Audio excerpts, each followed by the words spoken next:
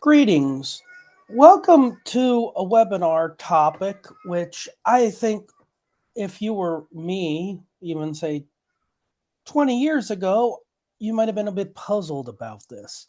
And that has to do with data and analytics. Now, admittedly, what in pop culture helped popularize this was the concept of sabermetrics with baseball. And really, a lot of what sabermetrics does, if you are a sports fan and are familiar with it, is going to be very relevant to what we're discussing today. And it's something that I feel like just digging into the numbers and really doing some really good analysis of the data that you have would really help your business out. So, with that having been said, today's webinar, while it's going to be purely educational, I believe is going to have a strong role, especially with exit planning. But my encouragement to everybody who is watching it is not necessarily feel like you have to act right away.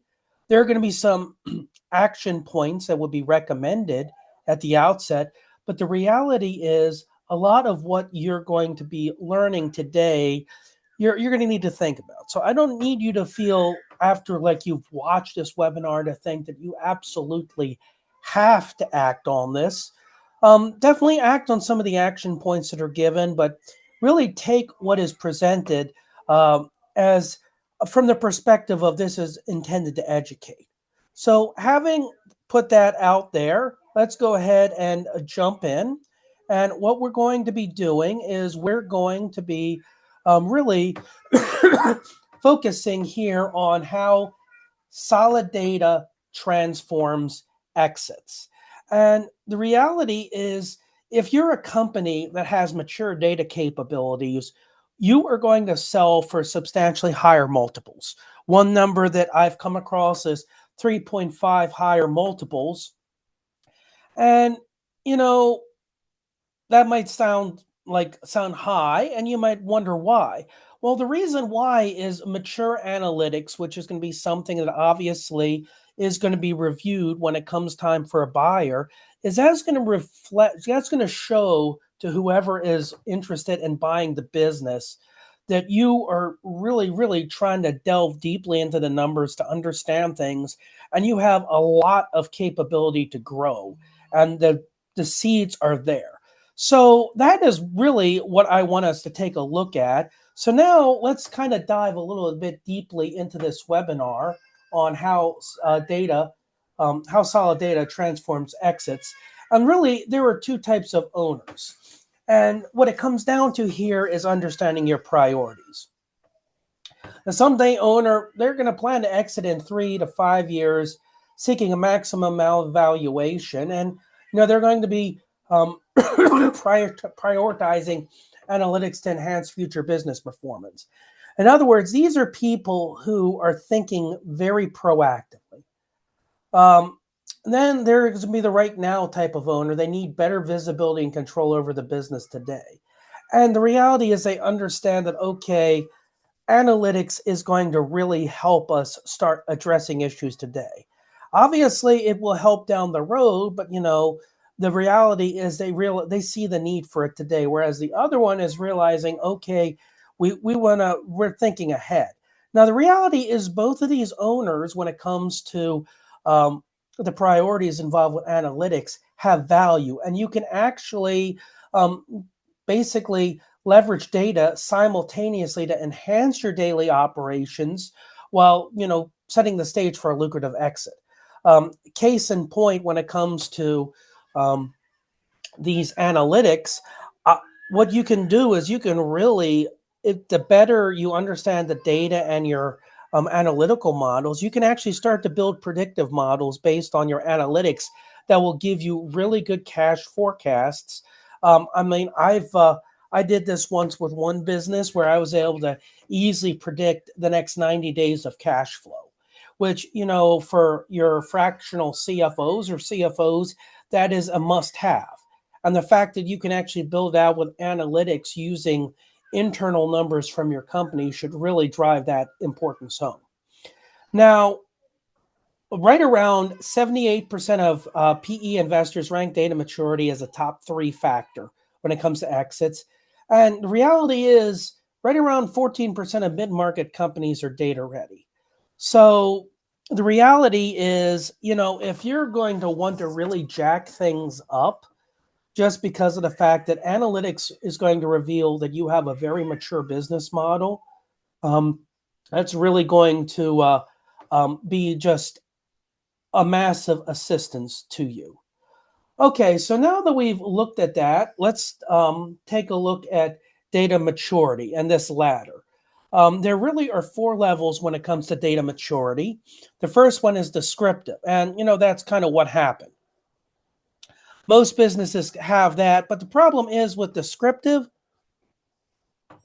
it's more backwards looking. You're not necessarily thinking, okay, how can we take this data and look forward? Diagnostic is you're asking the question why, and what you're trying to do is you're really trying to get into the nitty gritty and understand why is it that it like why is it that things behave this way. The predictive part is where I believe data analytics really begins to take its value, and that's when you start asking what will happen. And I've done this before, especially when it comes to, say, for an area, for example, with customer interactions. You can begin to mathematically figure out just how much work you need to do in order to just get conversion rates. Basically, the first thing you need to do is you need to figure out, okay, what is my response rate? And, from that response rate, you can figure out what's the conversion rate. And what that'll tell you is you can reverse engineer to figure out, okay, how many people do I need to contact in a week to actually hit my conversion rate? So that's predictive. And now then prescriptive is like, okay, well, what should we do? Well, if we can see that things are going a certain direction, we may need to think, well, are there things that we can tweak? Are there things that we might want to introduce? Basically, what you're going to be doing is this is going to be a step further than the predictive. You're going to be taking, okay, not only we figured out what works and figure out where we're going, but okay, what are some analytical, what are things that the analytics will be able to tell us as far as like, okay, here are some choices that will help us to maximize things. Now, only about 17% of mid-sized B2B level businesses are there at levels 3 or 4 of the ladder. And the reality is the overwhelming majority of businesses probably are not, which is a shame because, again, this is going to really help you drive the value of your business. So at this point, I'm just going to lay out this question. Where are you at this point? So now that we've looked at that, let's take a look at the valuation of the premium data maturity. This is something really important because, if you have the highest level of maturity, you're probably going to be getting 2.5 times higher multiples just because of the fact that businesses are going to look and think, okay, not only is the data really good here, but you have analysts, and you have work that's being done to really try to get into the numbers and really develop those all four rungs of data maturity. This is going to be 3.5% times higher for digitally mature companies. And, it's also going to have a 0.4 times EBITDA premium with your quality of earnings reports. So you might think, okay, well, it may not have as big of an impact there. But the reality is when it comes to performance, you're going to be 19 times more likely to be profitable. 25% higher profit margins, partly because you're seeing as you can see right here with the analytics, just from the illustration I gave, you can very quickly see the amount of work you need to put in a week in order to get the results that you want. And, you're going to see a 10 to 20% EBIT improvement in about a 2 to 3 year period. So the reality is the analytics is really just stopping, taking a look, trying to really get into the nitty gritty. And what that's going to do is that's going to really help you reveal how you can work smarter, not harder. And at the end of the day, that is where the real power of data and analytics is it gives you the ability to work smarter, not necessarily harder. In other words, you can put in basically the same amount of effort, but get substantially higher rewards. Now that we've kind of taken a look at that, let's begin to talk dollars and cents. And that is, real companies, real premiums. I'm going to be using these as an illustration. Okay, these are obviously European countries, so the monetary value is going to be a little different. But a 15 million euro SaaS company was able to see an increase in their valuation for 4.5 to 13.8 with their multiples. A 45 million euro company in engineering saw it was able to do 8.2 versus 6.5 as far as their multiple.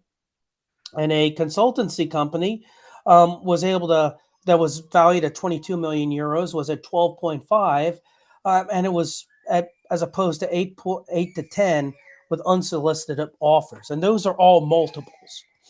So here's the key point: these are not outliers. When you have systematic preparation, that is what happens with data and analytics, where it enables you to get really streamlined and really focused and really help you understand the numbers better. That's going to give you systemic preparation that's going to result in really spiking the value. So now that we've taken a look at it, let's come and see what buyers evaluate. And really, what does a buyer value most? Well, sophisticated buyers, as you can see, they have a list of things that they look at. Their pipeline predictability. If it's 90% or greater accurate with your pipeline, that's going to be excellent. If it's under 70%, it's problematic. If you're and again, you can get there with analytics, customer intelligence. The better your customer intelligence is going to be with CLV to CAC. If that calculation is greater than 5 to 1, you're going to have 40% higher multiples. With your CRM integration, where you're able to really substantially increase converted leads, that could be up to 32%. Financial clarity with your data and analytics, it's going to enable you to have your P&L reconcile the bank statements, and you're going to really have very detailed and accurate explanations about what's going on. Well, hey, that's going to give some increased clarity. Operational independence, with these analytics, it'll really help you know what your documented SOPs need to be. And of course, it'll also really help with your data security. So in other words, data and analytics, if harnessed correctly, it doesn't just, it's something that can really help transform your business. And this is why the position of an analyst is something that really, really, really needs to be given some serious consideration. If you were a business that's, approaching mid-market size, let me put a bug in your ear. With all the numbers that we've looked at, you really need to give some serious consideration to bring an analyst on staff. You might think, well, what they do? Well, obviously, they might start out, analyzing some numbers, and then you're able to get some nuance. But the point is, analysts, whether they be financial or operational, they're able to really get into the data, really take a look at the numbers, and they're able to see things. And they may not necessarily have to have a background in finance or customer service. The fact is, an analyst, they work with numbers, they tell the story. And I think of one of the best examples is Nate Silver. He started out his career professionally as, he was a numbers guy. He did a lot with sabermetrics, and he went over to 538, where he actually became a political junkie. Now he has his own site where he's basically doing whatever it wants, which it's a combination of sports as well as politics. So all that to say is, considering if you have a lot of data, which I actually do have an assessment that can reveal if, you have a lot of data, it would be to your benefit to bring on an analyst. The reality is if you have a lot of data at your disposal and really no way to go through it, an analyst could really help you. And the best part is, they can be working on multiple things just because they work with numbers. And as long as, you have complete information and are able to help them out, an analyst is somebody who could really help in this capacity. Of course, this is, as you can imagine, this is really a much deeper conversation that, it might be better for us to have one-on-one, but I do hope that this has given you some food for thought here. So now that we've kind of looked at what buyers value the most, let's take a quick look at the reality of due diligence. Now, due diligence time has increased by about 64%, gone from 124 to 203 days. Now, preparation needed about 2 to 3 years minimum. 3 to 5 years would be ideal. And here are some statistics about, the reality of due diligence. 70 to 90% of M&A deals fail to meet objectives. Now, notice I didn't say fail, because it fails to meet objectives is, okay, you might go in and, yeah, you fall short of the value that you want or the business it's buying. It's like, okay, I feel like I may have overpaid. So, there's a little bit of wiggle room as far as like, okay, it's not necessarily outright failing, but there might be some objectives you feel like, okay, I just have to give up on just because they're not attainable. Poor data quality is going to cost you about 12.9 million annually. And when it comes to data, this covers everything from customer records to financials, to really any internal records that you have that have to do with numbers. And it's like, if they're clean or incomplete, if they're inconsistent or incomplete, or you just were not very careful to make sure you had accurate data collection, that is what the cost is.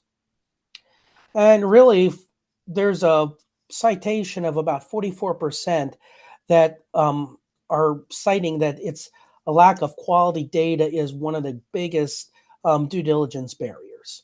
So here's what it is when it comes to the data for your business, every data issue really is going to become a negotiating chip or deal killer.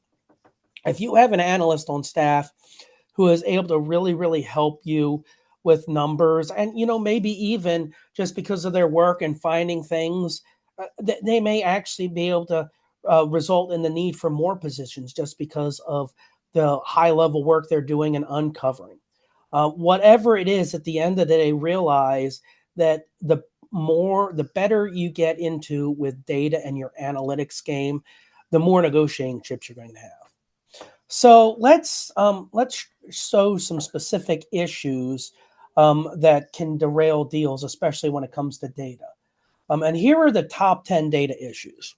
Number one, financial data integrity, where it's the P&L doesn't reconcile with bank statements, and the numbers are just it raises questions. There's a lot of inconsistency.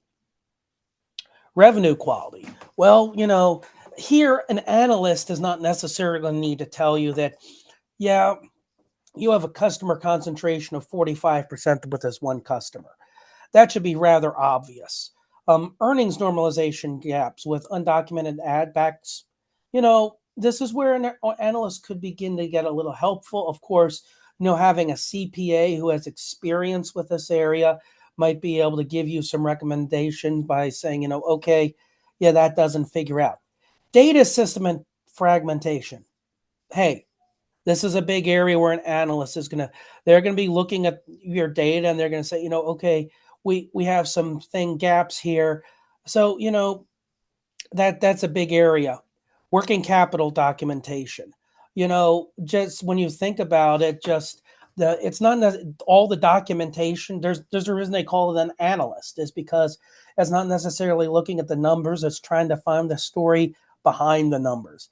And I remember when I've done work with analytics, I like to look, especially once quarterly reports were done and we were taking all the numbers and really comparing with not only the previous quarter, the entire year, or previous quarters, like say, for example, quarter one for the last 4 or 5 years. Just being able to look at those numbers and let them tell the story and see the trends emerge. And almost always trends did emerge. So, there's a reason why we call it an analyst, because you look at the data, but then you try to really articulate the story that clearly emerges. And when it comes to working capital, an analyst can be invaluable. Customer data gaps. In other words, you may have no CLV metrics.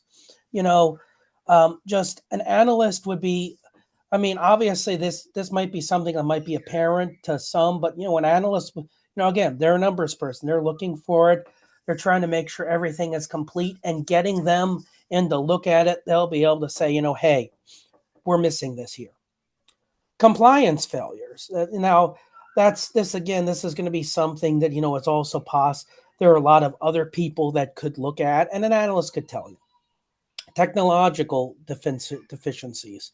This is again where deals die in this area. And an analyst, they can help a lot of other people. But really the point should be, as I'm getting down this list, is the reality. If you have an analyst here, well, some of these other people will be able to help. An analyst would be able to pinpoint all of these. Forecasting weaknesses. Well, obviously that's what an analyst is able to do, is they're able to, take the numbers, really study them. And then, they can also more than likely build models. Now, some analysts that might not necessarily be completely in their skill set, but I think if you get a good analyst, they would probably be able to really help you with forecasting weaknesses. And then, of course, founder dependency with undocumented knowledge is something that, it should become apparent really quickly, especially if we were to employ the 90-day test that I talk about in other webinars. All of these 10 points, if you had an analyst, they're going to be entirely preventable. So here's the good news. The same infrastructure that's going to be transforming operations today is also going to have a rather impressive return on investment. So did you know that for every dollar that you spend, you get when it comes to analytics, you get a return of $13.01? I know the federal government just stopped printing, stopped making pennies. So you might be thinking, well, okay, I'm not sure there's that 1 penny has value, but still, for every dollar you spend, you get 13 back.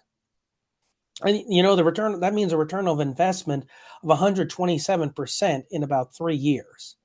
And statistically, you're going to be 5 to 6% more profitable than your competitors, 58% more likely to achieve revenue goals, and a 10% cost reduction on average. And the reason why is it's not rocket science to see these numbers. Is because if you have an analyst, they're able to tell you, okay, we need to do this, we need to do that, we have a problem here, because they're looking at the hard data that's telling the story.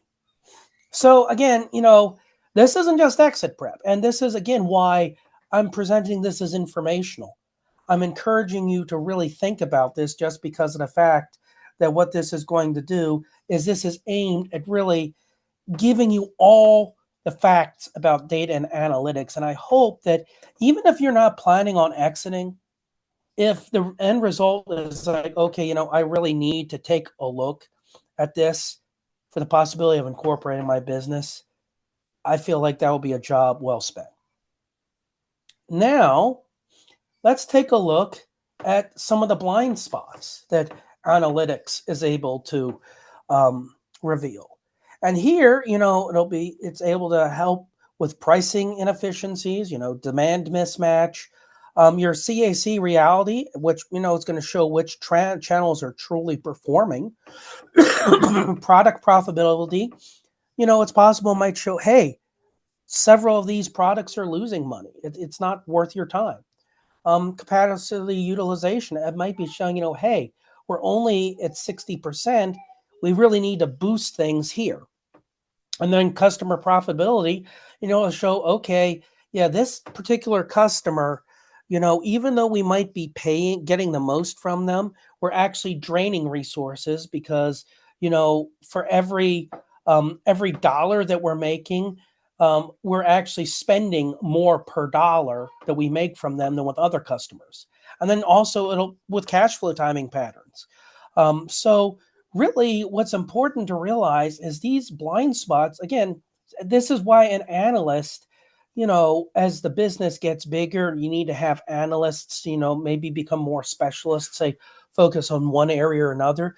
The reality is all of these numbers, if you have a small business, say maybe 30, 35 people, having one full-time analyst working on all of these things, they will be able to get to the bottom of things, really give you reports, give you a lot of insights.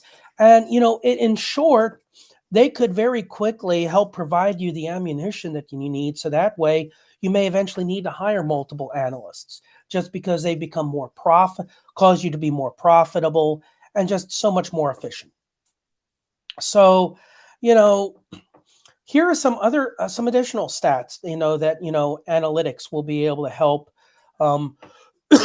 with is 40% of people are unaware of actual monthly expenses that, analytics will reveal.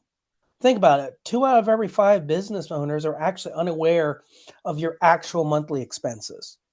I personally believe it just because I've interacted with enough business owners. But analytics will really, really, really begin to get, and really it's all about studying and understanding the numbers. And only 23%, less than 1 out of every 4 people actually have necessary customer insights. So really a good question that I just want to lay out right here. And I feel like this is going to really help reveal just how powerful analytics will be. How many of you know which products that your business has are actually profitable? Obviously, if you have a business that's in the black, you must have some products that are profitable. But do you know which ones are and which ones aren't? If you do, great. But I need you to stop and think about that. And if you don't know the answer to that question, maybe you need to get an analyst. Okay, so now what we've gotten here, this is where we need to look at the 5 essential dashboards for a business, and what they look like. The executive level of the dashboard is going to show revenue, margins, cash flow, CAC, CLV, and health score. And you might think, okay, well, which executive? Really, each executive, if you're a CEO, a CFO, or a COO, you're going to be looking at the same dashboard, but you're probably going to be looking at it in a different way. As a COO, you're going to be looking at that and thinking, okay, these numbers are telling me that operationally we're probably under where we need to be. If you're a CFO, you're going to be looking at this cash flow and be thinking in terms of like financial projections and like what the impact is going to be on working capital. And with a CEO, you're going to be looking at and thinking, okay, well, I see what we're doing with this product, and maybe, is this product really cutting it? So that's why when it says executive, the entire C-suite needs it. They're going to be looking at it for different reasons. Your sales dashboard, this is where your pipeline, your conversion rates, win-loss, cycle trends, your sales team, they're going to need a dashboard, which is going to be, showing those figures with data. Customer, the retention, churn, CLV, NPS, support metrics. In other words, those metrics, if you're working with CRM and really, maybe customer service, for lack of a better word, you're going to need that dashboard with those figures. Operations, what's your total capacity? Are you at capacity? Are you below it? Do you need to increase it? Quality, fulfillment, cost per unit. Those are numbers that, okay, you look at and you're like, okay, this is what we're doing. Well, could we do this better? And so on. And then marketing is, what is the cost per lead? What are campaigns? Attribution, conversions. In short, those are the 5 dashboards that, you should be working towards. Now, obviously, if you do not have them today, that's not a big deal, just because of the fact that reality is There's a good chance that most do not have them. But if you can work towards getting them and, working with an analyst to help, figure out, what the numbers need to be, and really one thing I should mention here is a lot of these metrics are going to look different. There are going to be some company specific metrics. It might be customer contacts.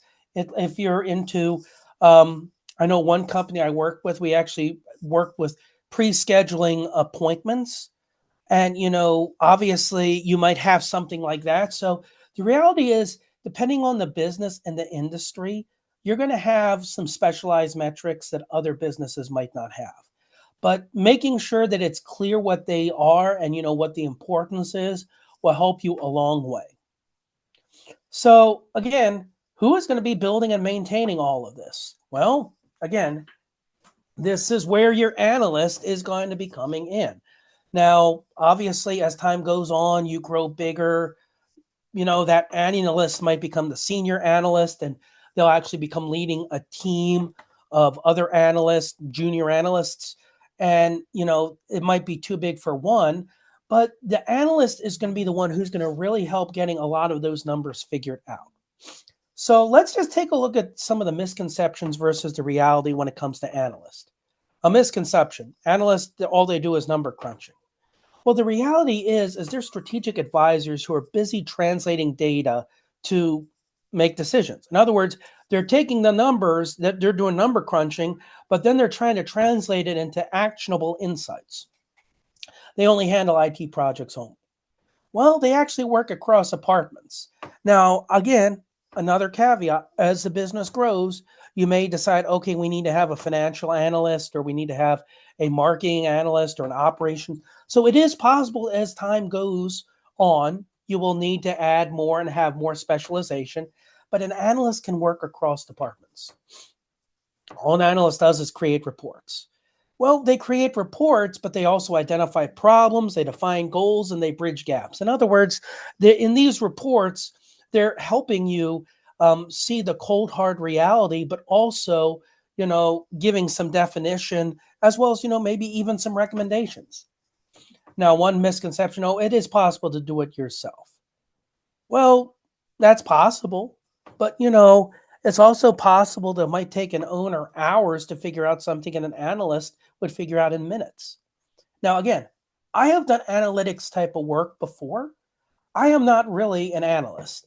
I understand it. I know a lot of what needs to happen, but the reality is, what and this is where really push needs to come to shove, is getting a good somebody with a good data science background.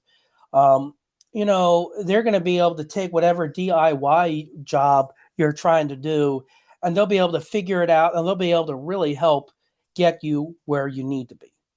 So this raises a question: should you hire a full-time or a fractional analyst? Now, they're legit options. And here are the economics. If you hire a fractional for some light analytics work, it might cost you 15 to 25K per year. And, that'd be great if it's a business that has maybe 2 to 10 million in income. A more standard cost, 25K to maybe 50K, would be best for if you're at a business that's making 5 to 20 million. Now, if your revenue is 20 million or greater, this is where you really need to think, okay, full-time is best. And they're going to get 110 to 150K. So the benefit with, this economic viewpoint is, okay, you're going to have a significant cost savings. It could be anywhere from 70 to 85%. You're going to have no benefits overhead. They're going to be immediately productive, and they're going to likely have multi-company experience. Now, if you get into work and you start realizing, okay, you need more than 2 days per week, this is where we need to really consider full-time. Me, as a fractional COO, I can only dedicate 1 day per week. An analyst, it's a little different, the work that they're doing, just because of the fact that, it's a lot more with hard skills. And even though I have a lot of hard skills I work with, there's also a lot of soft skills. Um, and so it's the type of thing that you just need to consider. And it might even get to the point where an analyst would say, hey, I'd love to help you, but you are beyond my capacity. Now, regardless of whatever model you choose, analysts serve two specific functions. And what their dual role is when it comes for operations today, you can expect about a 10% efficiency gain. I would say about $2 million, which would be about 200K value. They're going to work towards giving you automated reporting, which is going to eliminate hours, and it's going to help you get real-time decision visibility. So operationally today, it's almost a no-brainer. When it comes to exit prep tomorrow, the work that they're going to do is going to help you get clean financials that buyers are expecting. It's going to really give you some predictable revenue documentation, likely build out predictive models that can be used. Once one quarter ends, it's like, okay, well, we can kind of predict based on the results of this quarter what the next quarter is going to be like. And, you'll also be able to identify any issues pre-sale, and you'll likely be able to identify them very quickly and efficiently. So, for example, a 30K analyst, which obviously will be fractional, finding 10% efficiency in your business, especially if it's at, say, 2 million revenue, that's going to be a 567% ROI plus, and really was just going to result in a premium exit. Now, what's beautiful about this is you're not choosing between today and tomorrow. You're actually choosing both simultaneously. And that's the beauty of an analyst, is the work that they're going to be able to do is just going to have a massive impact today and down the road.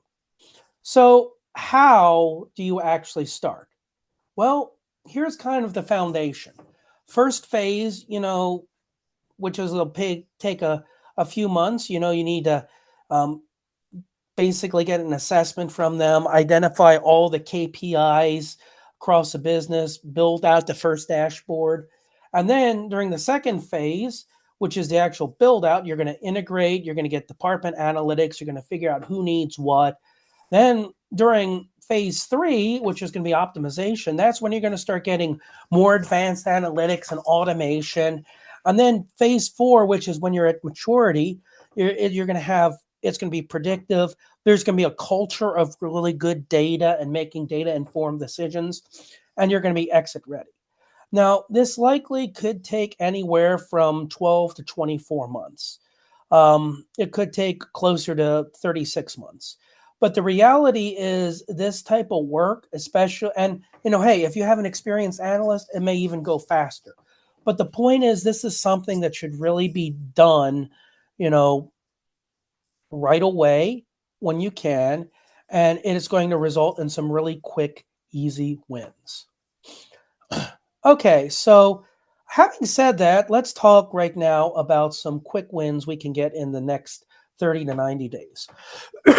Well, you can get an executive dashboard minimum viable product. What are the 5 to 7 critical KPIs for your business? Again, these don't necessarily need to be things like, say, what's the net profit? I'm sure that's what is at the forefront of everybody's mind. Maybe, what the average aging is with your invoices. It could be something like, for example, how many, what is the average amount for your current job, each job that you have, that your business is working on. In other words, figure out what the 5 to 7 most critical KPIs are and build that out. Then you work toward automating the most painful reporting, so that way you don't have to do it. Really, the name of the game when it comes to an analyst is automate, automate, automate. Then, standardize key definitions. And the reason why this is important is because, again, your business is probably going to have different KPIs and approaches than other businesses do. Then, develop basic data quality rules. It could be like, okay, it could be something as simple as just ensuring, okay, we need all of this information. We can't have any incomplete. Or it could be, say, for example, when it comes to data collection reports, like what needs to be put where, what entries, so that way we make sure we have everything really clear with reporting.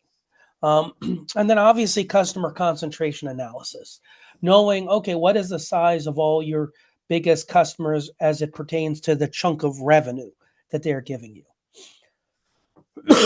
So as you can see right here, as an analyst, you're going to really start seeing value very quickly. So here is what you should be thinking about when it comes to investment for mid-market companies. And I'm going to kind of break this down into three categories. If you're between 2 to 10 million, a conservative estimate is going to be a bit for year one between 25 to 50K.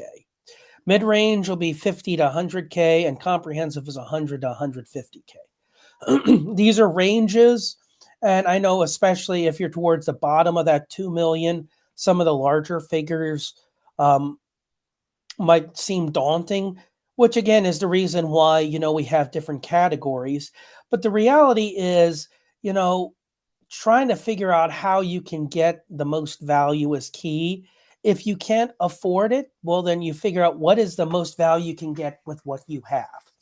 If you have revenue between 10 to 25 million, a conservative year one investment might be between 50 to 100K. Mid-range would be 100 to 200K, and then comprehensive 200 to 300K. And then finally, for the 25 to 50 million, it might be 100 to 200K for the conservative, mid-range 200 to 350K, and then comprehensive 350 to 500K. Now, one thing I would mention is if you were really trying to get this business as attractive as possible for a buyer, I would strongly recommend trying to be as comprehensive as possible. Yes, it might cost more, it might be a bit more of an investment, but at the end of the day, the reality is if you want to get premium value from this business, it's all about getting an investment. So here is what I want to hit is before we close, I want to address 6 critical mistakes that we need to avoid. And that is getting tech before strategy. I mean, hey, it might be a nice, really fine tool with all the bells and whistles, but does it do what you need it to? That is the most important question. No clear business goals. I mean, it's like, okay, we want what do we want analytics to do? Do we want it to help us, on a comprehensive level with addressing business issues, or are we just getting an analyst just because, like, yeah, it seems like something we should do? We need to have a clear business goal. Owner is a single knowledge source. That is about the biggest deal killer that you can get.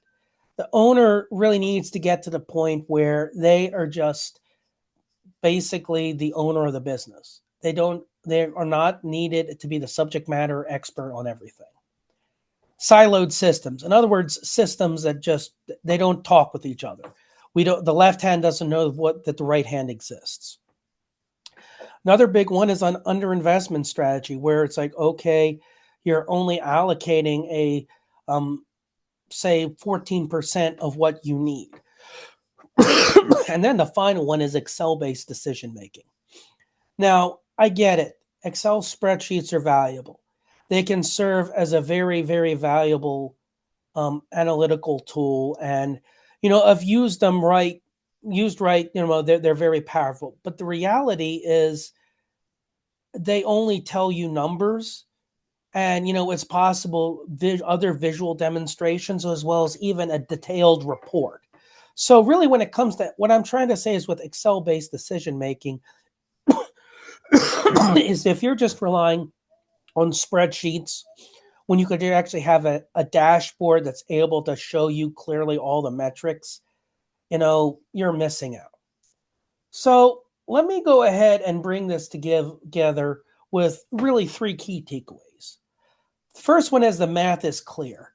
You can have substantially higher valuations with the use of an analyst who is really, really helping hone your data and analytics.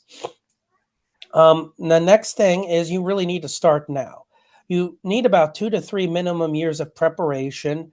And, less than 2 years, you're going to be failing to attract top dollar.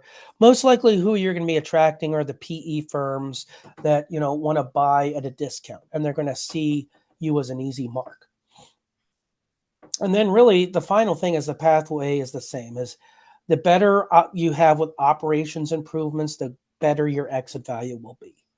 And what you need to do is you need to really, if anything, at this point with those three takeaways, have a bit of a self-assessment. And here are 5 questions that I want to give you. Can you produce a monthly P&L that's reconcilable to the bank in 48 hours or less? The beauty with tech today is especially with say something like an ERP system, you can probably do it within seconds. It's just a matter of going to the report and generating it. Do you know CAC by channel? That is something that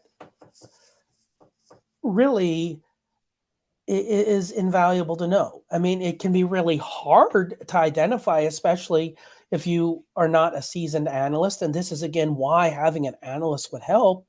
But, knowing it by channel will help you show, okay, these are the channels that, based on this number, if I actually invest more in this channel, I should get better results. But that's only if you actually know that number. Can your business produce forecasts without you? If they can't, that's a problem. Is your customer data centralized with CLV? And do you have document SOPs that enable everything to happen without an owner? So in other words, if you have a no, really, to any one of those, you got some work to do. If it's to multiple, then, really take this as you really need to consider getting an analyst. Now, I do have a resource that you can use. And really, it's my exit planning tool suite, which if you actually go to my LinkedIn page, you can actually see it. You'll have the opportunity to view your readiness criteria from due diligence to also there's one area that actually really has some cash flow analysis, which I believe would be invaluable, especially if you're manufacturing or a construction-based business.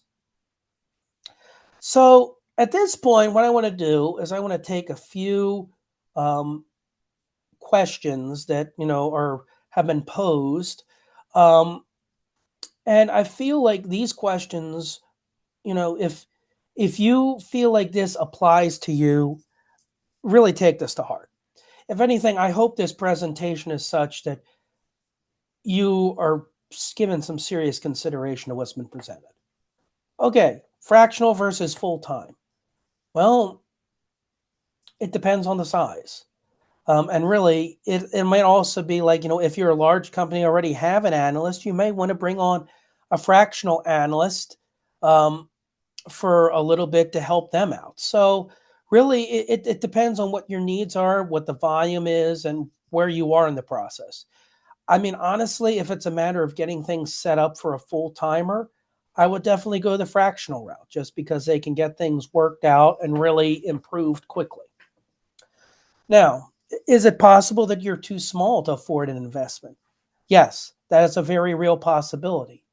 And this is where, especially if you're in a really small business, you may need to do some work. And one thing is you may even want to bring on somebody who is an analyst, but they may also have some other skills. So that way, they might be wearing multiple hats, which that's a reality with some really small businesses. So yes, it is possible, but at the same time, there are some workarounds that we could do. Should you start with one dashboard? Yes. And the reason why is you have got to start somewhere. Get the first dashboard figured out.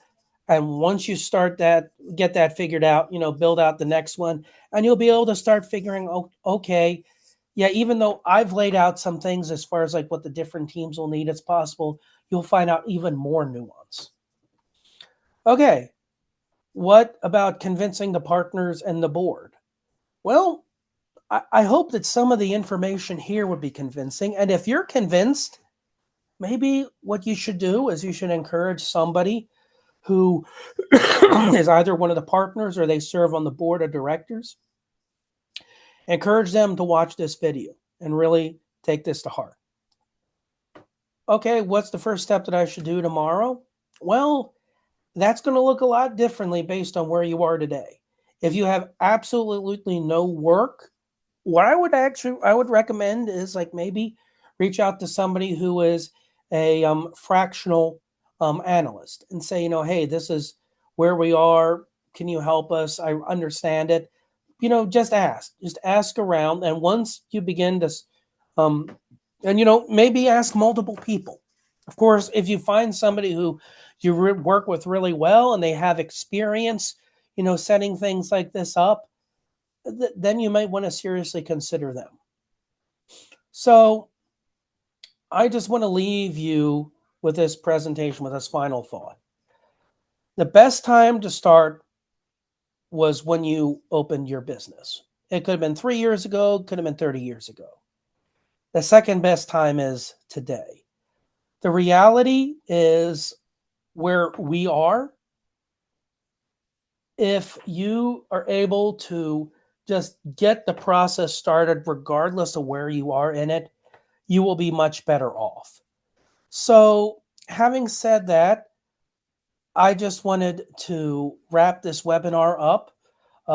In my background, you can see my website, my email address, my phone number.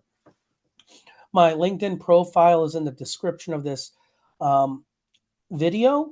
And I just wanted to thank you for this time. And really, again, just to kind of echo what I did at the beginning, it's my hope that you look at this information and this is educational. And not only that, but also that you give some very, very, very serious thought to the fact that, maybe I should start taking some steps. If this is all new to you, I don't want you to rush it just because of the fact that you need to just take this in, think about it, and then take the next step. If you have questions about it, I would love to talk with you and help you out, especially if you're getting ready to exit your business. I feel like we would need to talk. And, depending on where your business is, we may actually, be able to bring in an analyst and really, in short order, really get things cooking. So, having said all that, I just want to thank you all for your time. And it's my hope that I will be able to see you all at some point and that we might be able to have some good discussions on how best to implement this for your company. So, thank you all again for your time and have a wonderful rest of your day.